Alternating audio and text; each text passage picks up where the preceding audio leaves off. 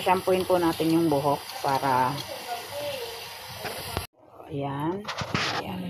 Especially po yung roots niya kasi naglalagay po siya ng oil para daw bumagsak yung ano niya. Kaya ayan, kailangan matanggal po yung pinagprituhan ng ano dyan, ng tuyo na inilagay niya sa kanya.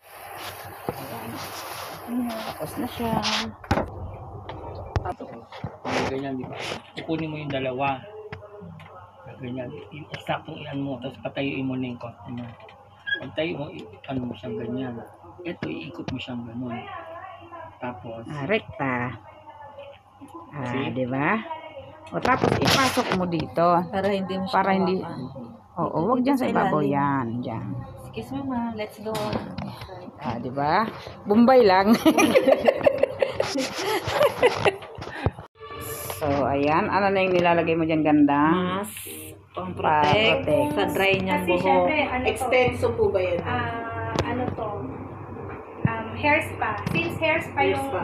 nilagay ko, ma'am, kung gagawin niyo to sa client, syempre added Charge. May charge Oh. po. Bakit Kung po meron kayo, hairs pa agad ang inuna? protection siya sa, ano ma'am, dito sa sobrang sensitive. Pwedeng wala na yan, ma'am. Actually, yung iba, water ang ginagawa. Pero, sa state ng hair niya, baka lang mamaya yung pinagdugtungan, magkaroon siya ng gano'n, rubberize. So, mas, ano pa rin, mas consistent pa din yung ating, So, ayan. Patapos na kami mga loads. Ayan ulit. Diba? Plancha-plancha na. Si Mamang. Si Ateng. Ako nasa likod lang. Diba?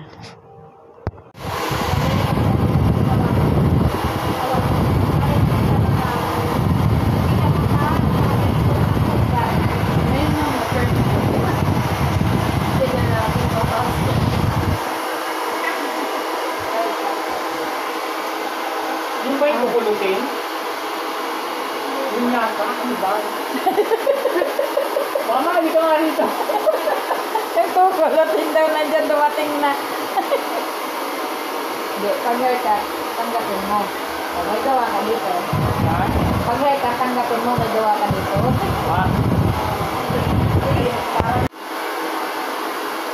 Yan, very good. Diba? Perfect.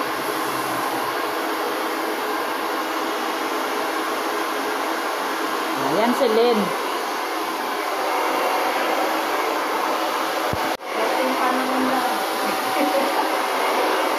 Tama ba? Oo. Hindi naman magayon mong mag-react. Subukan mo. Subukan sa dyan kaya dapat. Pag magkandat niya. Tapos saan sa sumunod may gawin na kayo gano'n? Nakailangan kayo.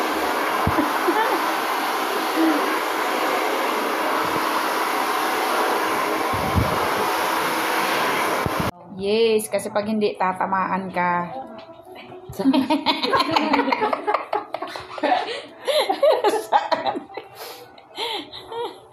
Ayan po, nag-a-apply na po siya ng neutralizer. Ayan. Yan na po yung last na product na i-apply niya. Bago malaglag ang buhok niya. Dinasalan ni, no? Tapos, kabado si Madam daw. Masilip nga natin yan. Ay, medyo doon.